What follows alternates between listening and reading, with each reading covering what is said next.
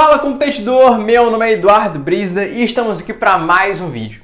E no vídeo de hoje esse é um quadro que eu gosto muito, chamado Reagindo a Robôs.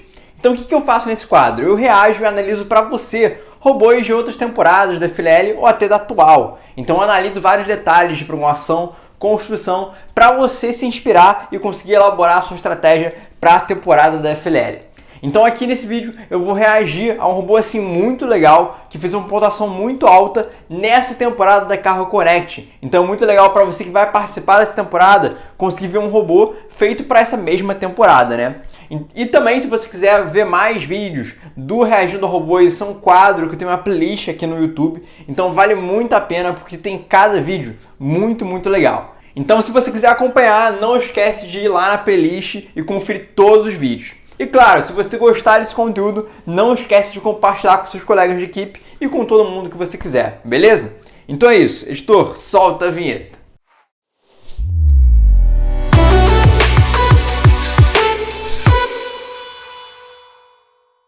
E no vídeo de hoje eu vou reagir a um vídeo muito legal de uma equipe que me mandaram, que pelo vídeo eles fizeram 670 pontos. Eu não sei se essa pontuação está de fato certa, porque pelos meus cálculos a pontuação máxima, se eu não me engano, era de 650 e eles colocaram 670. Mas eles têm várias coisas interessantes, muito provavelmente, no vídeo. Então eu vou reagir com você, a gente vai ver uma primeira vez bem rápido, que eu vou pontuar coisas bem rápidas.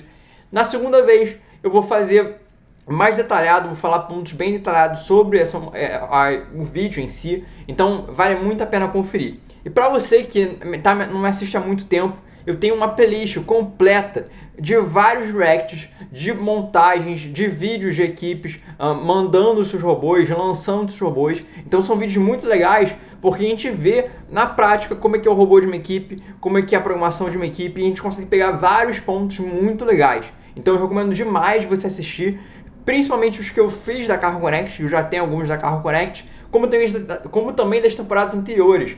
Tem uma que é com o robô do NXT, que é muito legal, porque o pessoal do NXT era muito criativo na parte mecânica. Então foi um vídeo bem interessante. Bom, estamos aqui com o vídeo. Então tá aqui, FLL Carro Connect, máximo points 670. Então vamos começar a assistir.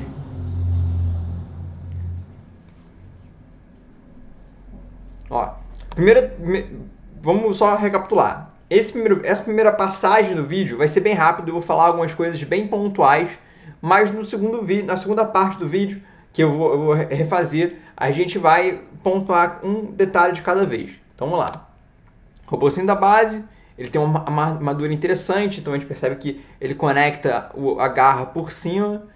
Tem um bom conjunto de transmissão ali, então tem um conjunto de transmissão para fazer a ponte, e tem um outro conjunto, aparentemente, para fazer turbina e também a caixa.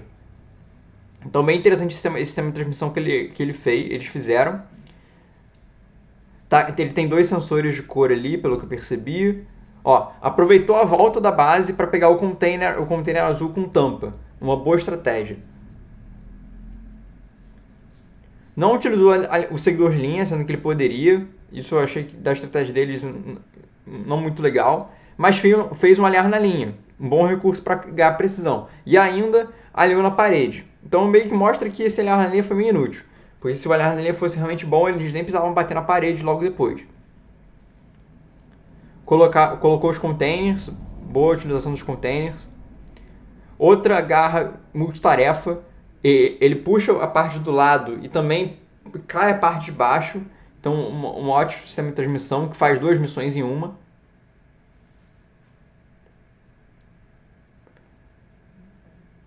Pegou os containers e voltou para a base. Você percebe que ele deixou só o laranja. Eu não sei se eles predeterminaram isso ou se eles têm um menu, uma programação que eles conseguem definir e fizeram uma missão para cada alternativa que o robô tem.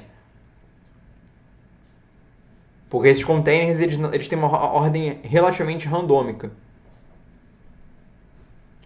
Foi para a base, ok. Utilizou os caminhões o caminhão que ele tinha pego na ida e aí colocou o container azul, também é uma boa estratégia para falar que utilizou um container. Talvez foi por isso que ele fez 670 pontos. Ele utilizou o container, pode ser isso, então faz sentido ser 670. Porque a minha suposição é que era 650 ao máximo.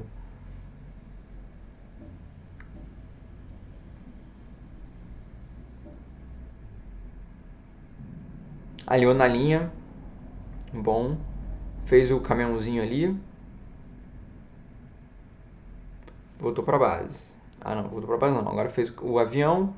Puxou até demais. Acho que nem precisava puxar tanto.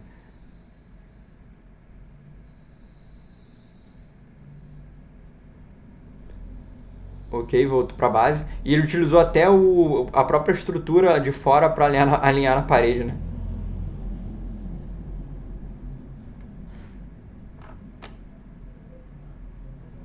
Primeira interessante estratégia deles para conseguir colocar o container cinza. Puxou.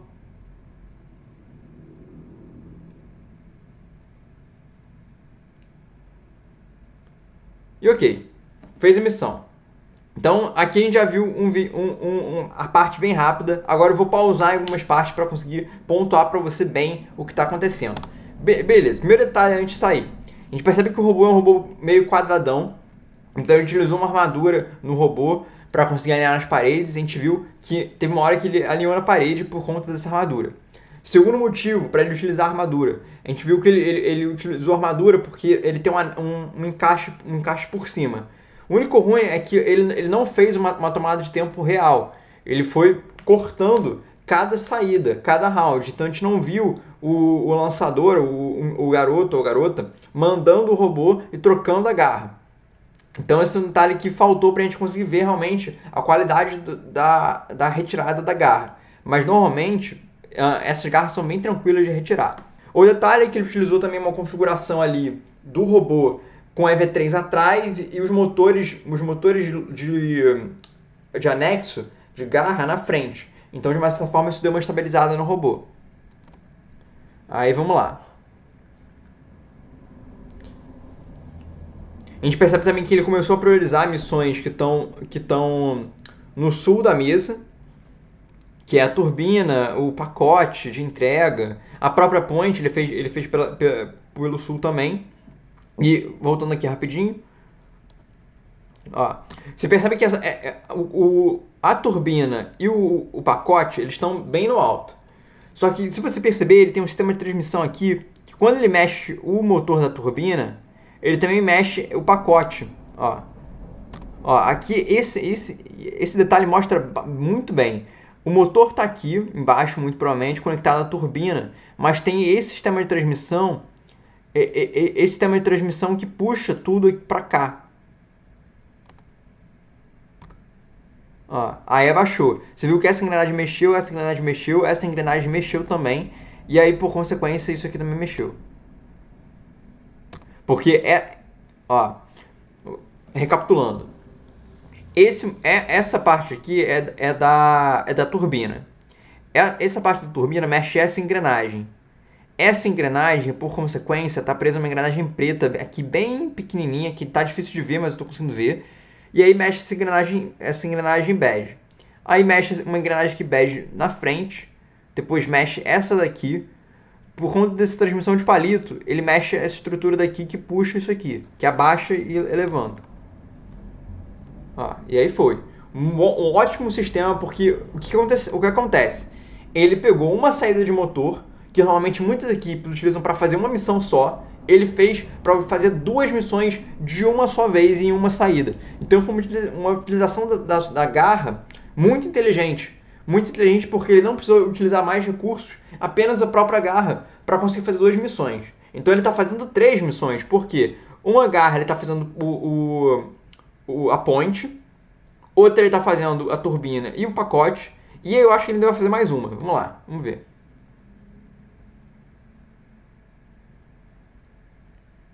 Utilizou a garra da ponte para fazer também o caminhão. E aí acabou usando o caminhão e a volta para levar o pacote azul. Segunda saída. Ele utilizou alguns contrapesos aqui, então a gente percebe pelo robô que o centro de massa dele não está muito bem distribuído. É até por isso que eu pessoalmente não gosto de robôs com essa geometria, do EV3 atrás e dos motores na frente. Eu não acho que eles ficam de fato muito estabilizados. O peso do robô fica mal distribuído. Eu gosto da V3 no meio do robô, e os motores nas pontas. Eu acho que fica melhor. É V3 aqui no meio, motor aqui e o outro motor aqui. Eu pessoalmente acredito que o centro de massa fica melhor. Em um robô que eu já fiz, que eu já presenciei, que a estrutura era assim, com a V3 no meio, os motores atrás e na frente, eu nunca vi nenhum robô desses ter o centro de massa muito mal distribuído, que precisou colocar algum motor, algum contrapeso. Só se a garra fosse muito instável, se a garra fosse muito grande. Mas no caso, a garra dele não é tão complexa, apesar de que essa estrutura é relativamente grande. Aí vamos ver. Não utilizou um seguidor de linha. Eu acho que ele deveria ter utilizado aí, porque ele fez um alinhar na linha que gastou tempo. Se ele fizesse um seguidor de linha, ele não teria que fazer esse alinhar na linha. Depois disso, ele alinhou na parede aqui. Se o alinhar na linha dele fosse bom, ele não precisaria alinhar na parede, porque ele fez apenas um movimento que é desnecessário, se o alinhar na linha fosse bom. E alinhou. Beleza. Alinhou de novo, que foi um jeito meio conservador dele. Pode ser que ele foi conservador, eles foram conservadores nesse momento da programação. Eles talvez não quiseram arriscar. Eu não teria feito tantos alinhares na linha. Só se eu visse que o meu robô tem uma impressão muito grande. Como eu disse, um sistema de transmissão multitarefa. Então essa estrutura está baixando isso aqui e está baixando isso aqui.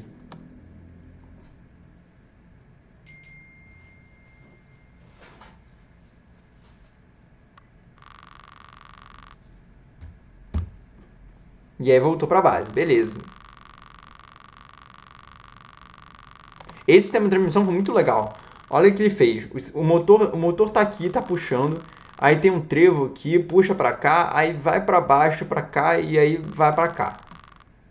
Muito louco que eu achei.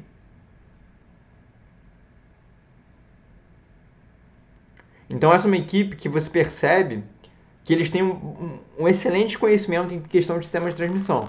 Um excelente conhecimento. Porque eles utilizaram um sistema de transmissão muito bem elaborado. Alinhar na linha, foi um bom alinhar na linha nesse caso.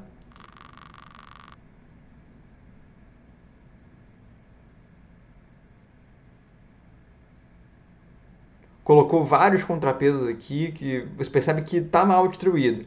A garra deles não é tão grande, então eles não deveriam ter esse contrapeso. Não deveriam precisar, mas aparentemente estão precisando, porque estão colocando esse contrapeso.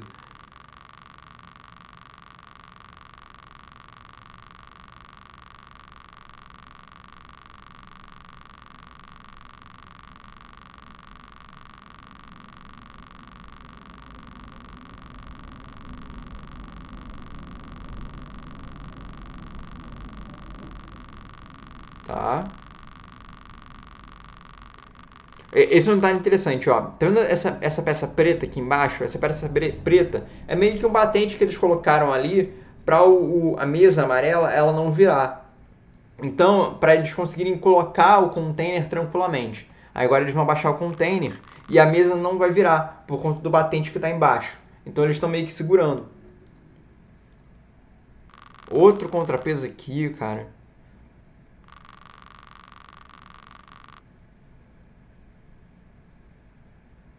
E aí foi. Então aqui a gente viu o vídeo, mas eu quero pontuar para você alguns detalhes interessantes. Fiz aqui uma lista dos aspectos interessantes, então vamos começar pelo nosso primeiro sistema. Sistema de transmissão para os lados. Então a gente percebe que o que acontece? Os motores eles estavam aqui, o EV3 estava na frente, os motores estavam aqui. Só que tinha momentos que eles queriam fazer as missões e as missões estavam para o lado. Então o que eles fizeram? O motor que estava aqui, ele puxou um sistema de transmissão para o lado. Então mostra um bom recurso das engrenagens. Às vezes a posição do seu motor não vai estar assim perfeitamente para fazer a sua missão. Então você vai precisar fazer um sistema de transmissão e eles fizeram um sistema de transmissão para os lados para favorecer esse detalhe. Qual o segundo aspecto? Vamos lá. Garra multitarefa, 2 missões em um. Então a gente viu em alguns momentos, principalmente na primeira saída, que ele fez uma garra que multitarefa, que ele consegue fazer 2 missões. Então a gente viu que na primeira saída ele saiu, estava com a turbina, aquela peça branca grandona, e o pacote, que é uma peça amarela, conectados no mesmo motor, e esse motor controlava as duas coisas. Então, de uma certa forma, ele virava um pouquinho, virava mais a turbina, e depois ele finalizava virando totalmente o pacote, deixando o pacote. Então foi muito bem estruturada a ideia deles para conseguirem fazer 2 missões em uma só garra. Então eles utilizaram muito bem os recursos. Eles não tinham 3 garras para fazer 3 missões. Então eles utilizaram o que eles tinham, a criatividade, para conseguir fazer uma garra multitarefa. Eu, pessoalmente, faria a missão do pacote com uma garra passiva. Ou seja, uma garra que não precisa de motor, com um sistema que eu chamo de bate-cai. Então eu faria alguma garra que bateria na entradinha da porta e deixaria cair o pacote. Eu acho que é um sistema interessante e que eu deixaria um espaço das minhas garras para outras missões. Mas no caso, ele utilizou uma maneira também interessante, de uma garra multitarefa, que é um ótimo recurso também para você utilizar. Então eles utilizaram assim muito, muito bem mesmo. São poucas equipes que eu vejo utilizando garras multitarefas como eles utilizaram, de uma maneira assim boa. Terceira coisa, ele usa a saída da base como um recurso para fazer a missão da caixa azul. Então o que acontece? Ele foi na primeira saída, fez lá a turbina, fez o pacote, e fez a ponte também, e na volta ele pegou o caminhão e na volta ele ainda pegou a caixa azul, o container azul com a tampa. Então ele utilizou uma volta da base, nessa saída. Usa a volta para a base, como um recurso para fazer uma missão. Então isso é muito legal também. Por exemplo, a ponte é um momento que eu faria isso. Dificilmente eu faria as 2 pontes de uma só vez. Eu primeiro faria a primeira ponte da ida e depois faria na volta a segunda ponte, a segunda parte da ponte. Então tem aqui a ponte, eu derrubaria a primeira, a outra estaria aqui em pé. Quando o meu robô voltasse, aí eu baixava a segunda. Por quê? Para poupar tempo. Então, se eu já estou voltando, por que eu não faço essa missão? Às vezes o tempo que eu demoro para fazer ela na ida é um tempo que eu poderia estar utilizando para outros recursos, para outras missões. Então essa volta, que eu obrigatoriamente teria que passar por ali, eu poderia ir e fazer a missão, a segunda parte da ponte. Então eles também utilizaram esse recurso de poupar tempo deles. O quanto você puder poupar tempo da sua volta da base para fazer outras coisas, melhor ainda. Então esse foi um recurso muito bem explorado por eles no vídeo.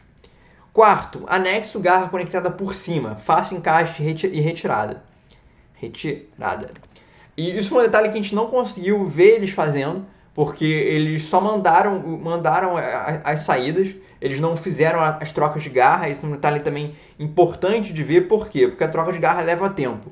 Então eles não fizeram, então nem dá para saber se a estratégia deles, de fato, vai ser possível. Por quê? Porque eles não testaram com a velocidade deles na mesa. Pode ser que eles estejam um pouco mais devagares na troca, e aí a estratégia deles não vai resolver isso.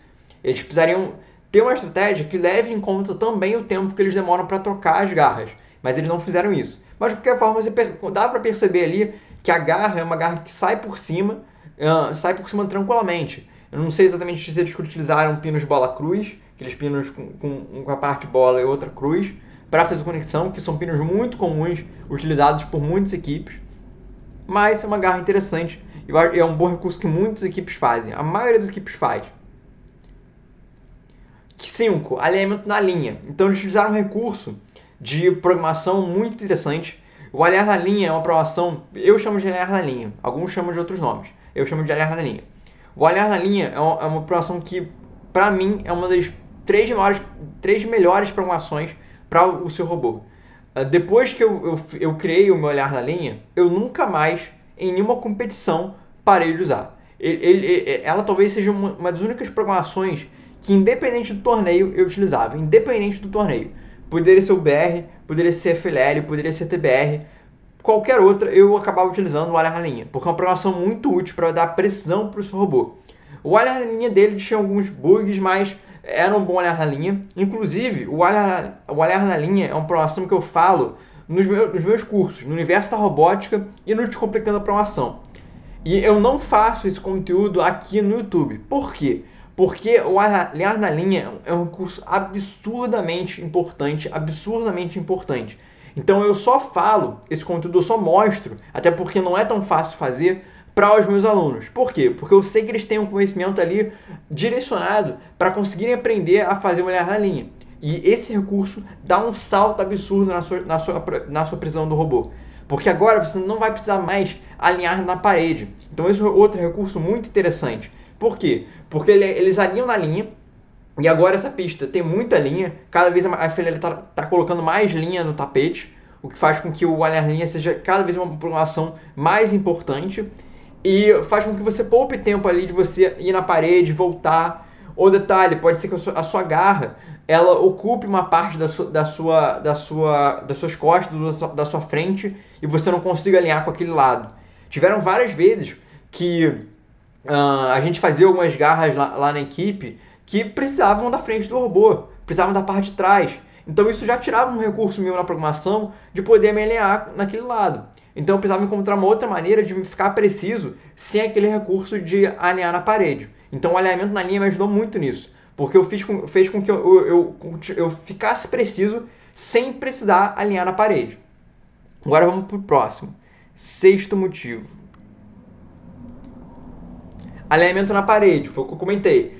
E presença de armadura. Por que presença de armadura? Porque uma armadura, ela além de deixar o seu robô mais rígido, mais compacto, facilitar a troca de garras se você fizer um anexo, ela também facilita o alinhamento na parede. Por quê? Porque sem a armadura, o seu robô vai ser todo disforme e provavelmente a sua roda vai bater na parede. Com uma armadura, a armadura que bate na parede. Então isso deixa muito mais fácil o seu alinhamento, deixa muito mais preciso e te permite mais um recurso de precisão. Então eles utilizaram vários recursos de precisão. Utilizaram alinhamento na parede e alinhamento na linha. Eles nem utilizaram o seguidor de linha, que eu acho que eles deveriam ter utilizado. Eles utilizaram apenas 2 recursos de programação que trouxeram a precisão para o robô. Sétimo motivo.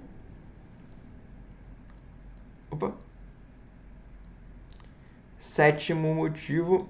2 caminhões em um, com a caixa em cima e aproveitou o container com tampa no caminhão. Ó, no caminhão. O que foi isso? Na primeira saída, ele fez a turbina, fez o pacote amarelo, fez a ponte, e na volta ele pegou o caminhão. E aí na saída que ele foi fazer as outras coisas, ele aproveitou que ele voltou com o caminhão e colocou o container azul, que ele também pegou na primeira saída, como um container do caminhão. Então foi muito inteligente dele. Além disso, por conta dele ter pego o caminhão ali, ele pôde conectar os caminhões. E aí isso não precisou que ele fizesse uma garra para conectar os caminhões, não precisou fazer uma garra para colocar o container. Então ele poupou muito recurso ali. Por quê? Porque ele colocou 2 caminhões e colocou a caixa em cima. E o 8º motivo, que é o nosso último motivo, que ele segurou a mesa amarela para colocar os containers. Foi o que eu comentei. A mesa amarela ela é meio bamba. E isso é feito de propósito. Eles criaram isso para dificultar as equipes a fazerem a missão. E que as equipes pensassem em maneiras de resolver isso. Eles utilizaram uma maneira muito inteligente. Por quê? Eles colocaram apenas uma barra embaixo do robô, que é tranquila, para de uma certa forma servir como um batente e segurar a mesa, para ela não virar. E aí isso dava, de uma certa forma, uma estabilidade para ele conseguir abaixar a garra e colocar o container. Então foi um ótimo recurso. Outro recurso que eles utilizaram, garra em formato de cremalheira. O que é cremalheira? Cremalheira é uma garra que ela tem a sua locomoção vertical ou horizontal. Os motores em si eles têm um movimento longitudinal, eles giram num formato meio de círculo. A cremalheira ela se move de cima para baixo ou de um lado para o outro. Como é que eles fazem isso? Eles conectam um motor que tem um movimento longitudinal numa engrenagem, e essa engrenagem move uma barrazinha com vários dentes. E essa barrazinha com dentes que faz a estrutura ter um movimento horizontal ou vertical. Então é um ótimo recurso quando você tem alguma missão, por exemplo, em altas posições, como no caso, por exemplo, da temporada Replay, da temporada antes da Carro Connect, tinha a missão do basquete, era um recurso que, cara, aquela missão era muito difícil você fazer sem cremalheira. Tanto que eu não vi nenhuma equipe, eu acho, que não utilizou cremalheira.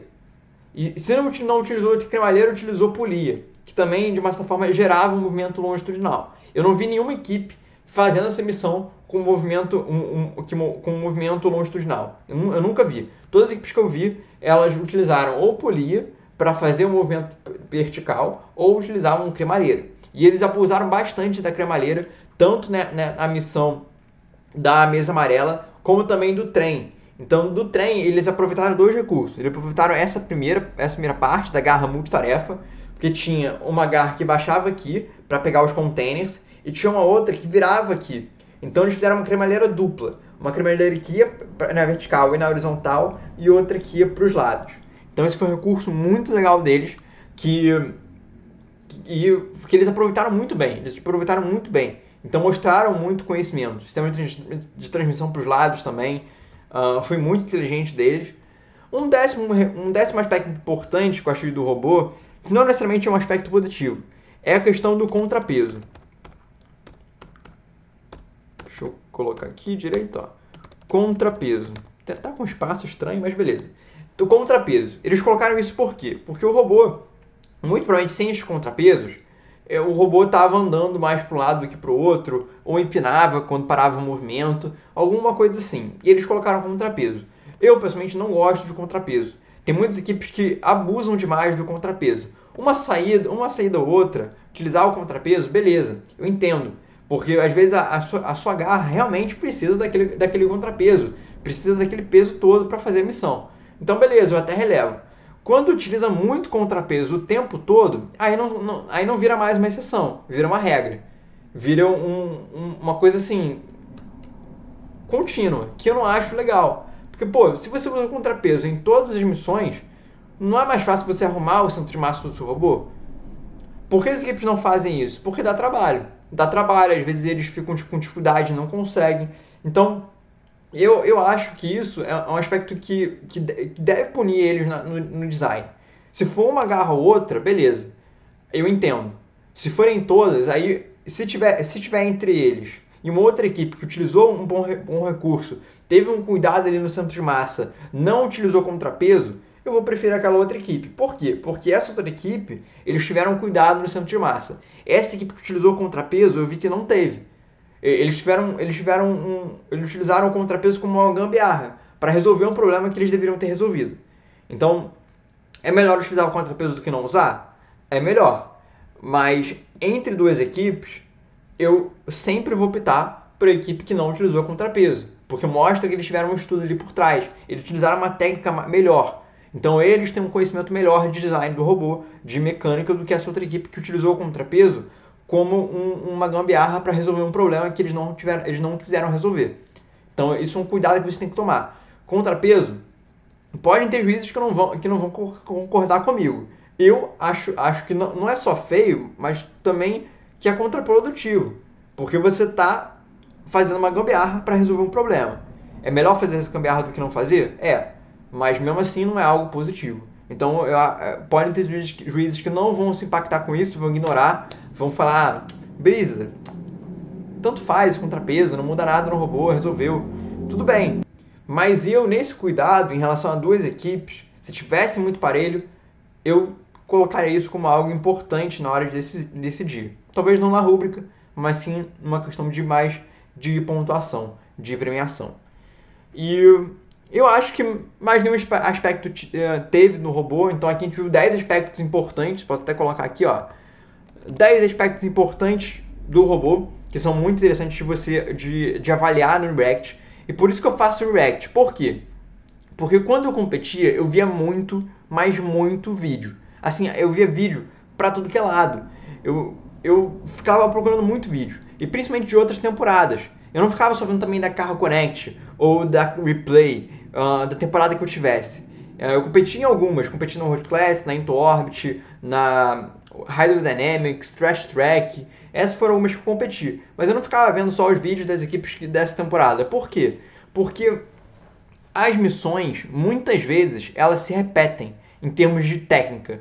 É claro que o nome da missão é diferente, o design é diferente, os caras também não vão reaproveitar uma missão de uma outra temporada. Mas eu não tenho a menor dúvida que, muito provavelmente, quando eles fazem o design de uma missão, eles se baseiam em algumas passadas, para eles não terem que ter todo o retrabalho, até para eles poderem se inspirar. Então eles pegam ideias de outras temporadas.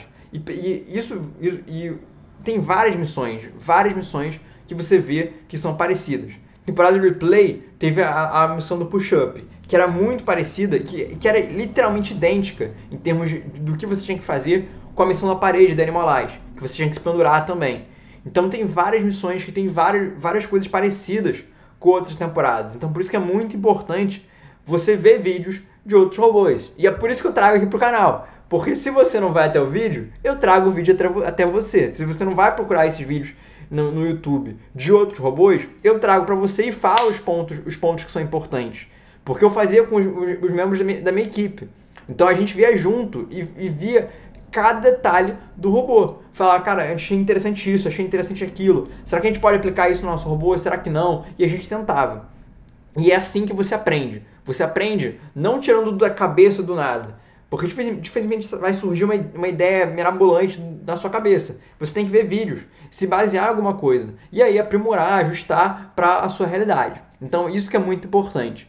E se você quer ver mais vídeos como esse, cara, eu só trago vídeo muito bom, que eu vejo aspectos muito importantes. Eu não trago vídeos aleatórios que tem coisas assim muito bobas.